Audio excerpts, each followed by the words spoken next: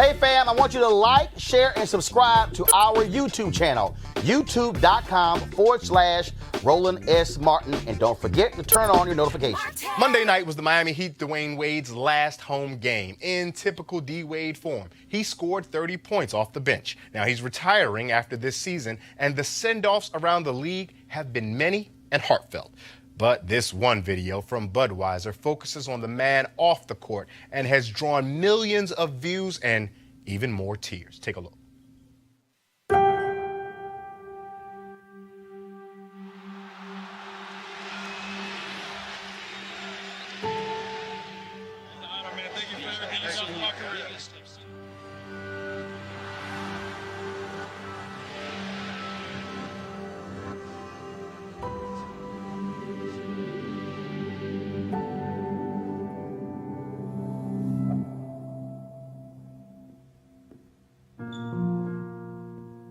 I have no idea who's coming. Like, literally, no idea.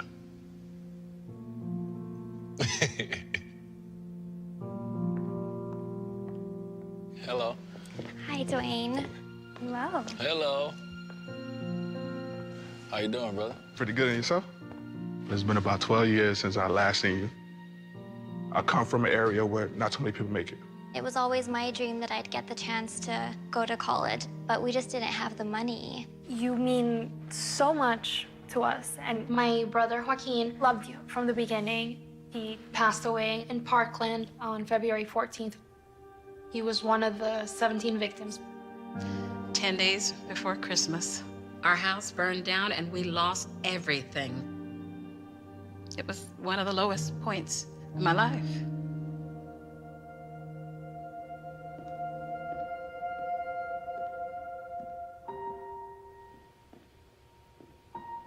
Hey, Dwyane. How you doing, Mom? You were the joy of my life, but I was dropping the ball. That day that I just couldn't do it no more was the day that I was gonna have to turn myself in. And I seen the tears just fall from your eyes. Your mama went down a road, Dwyane, that I didn't ever think I'd come back from.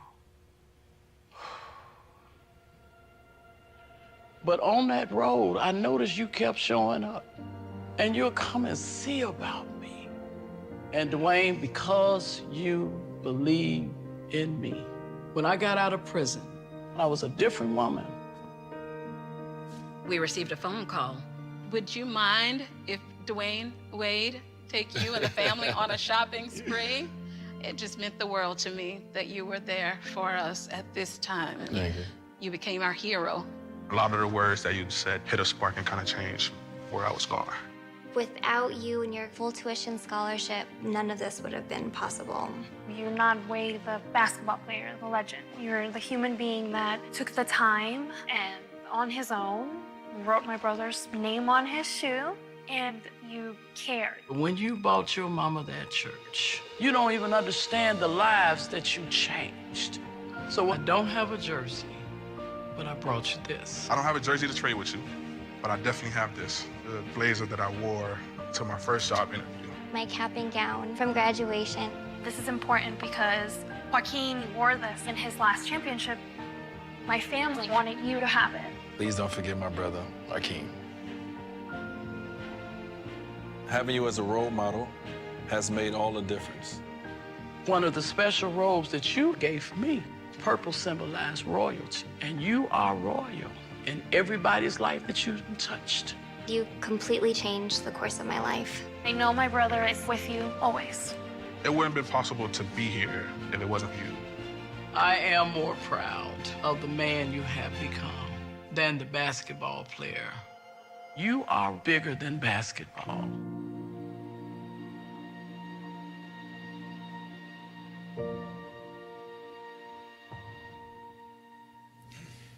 With a person who's so accomplished in the game of basketball, it is hard to imagine that he could be even that much greater as a person.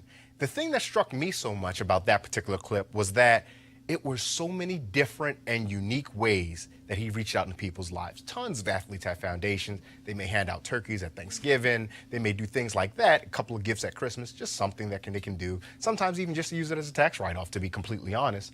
But the myriad of ways that Dwyane Wade affected everyone's life was just so it moves you in such intimate and deep and personal ways. Johanna, did it do the same for you? Absolutely, and I think that historically America has done a very good job in terms of the media portraying men of color, and people of color in general, in such a negative light, right? So for us to see this video of a man who is so much greater than life, right, who is well accomplished, but yet he could just focus on himself and his family, but instead he has given so much to humanity and so much to others. And I think that's what it's about at the end of the day.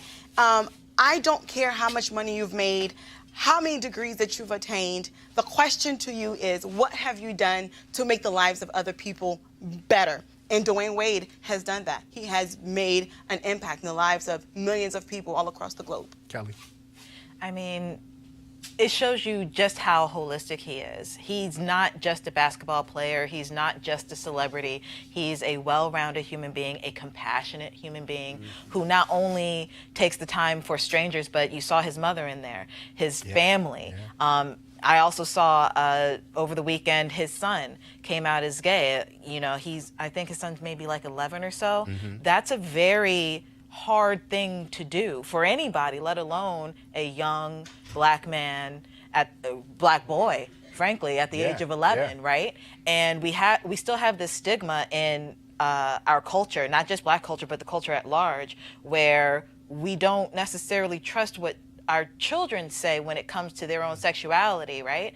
And the fact that Dwyane Wade actually, said, hey, not even congratulations, but he was like, I wish I was there. And his wife, Gabrielle Union, was there. There was an entire village around this little boy.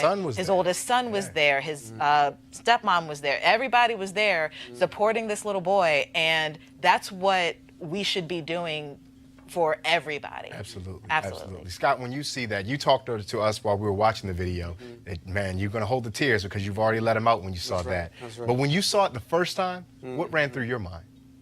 I thought about my mother, who's no longer with us, who passed away at 57. And I thought about two things she used to say all the time. One, she used to say, if you're not living a life of service, you essentially only living half of your life. You can go make as much money as you want. You can go do X, Y, and Z. But if you're not giving back to the community to make it better, you're only living 50% of your life. The second thing, I used to say at her funeral, I said, I learned how to be a man from my father, who was one of the strongest men I've ever known. But my mother narrated my journey to manhood. And when I looked at that video, I thought how ironic that his mother wasn't there. But she said one thing that just really resonated in the opposite of what I just said. And that was, she said, when I turned myself in and went to jail, I had a long journey back. She said, but you kept showing up. He narrated her journey back, and yet he's become this iconic, not just basketball figure, but humanitarian figure. And then lastly, what I thought was, this is a great video, yes, but I guarantee you, there are the strong black men like you and me, other athletes, other people who are just working day-to-day, government workers, private sector, public sector, who are in the grind, taking care of their families, and are huge humanitarians, but they don't have an 8-10-minute video made. And that gets to your point about how we are stigmatized, how we are viewed, and how we are presented in media, when the reality is, most of the people, as one police officer told me when I was a prosecutor in New York, and we were doing Harlem, and we did the write-outs in Harlem, he said, the problem with Harlem is 10% of the people here do 100% of the crime. The other 90% are good, hard-working people paying their taxes, want good schools, want good health care. And we don't have that story told in the media, which is why Roland Martin Unfiltered, and we need more programs like this. I know Roland would welcome more programs like this. So it wouldn't be a necessity.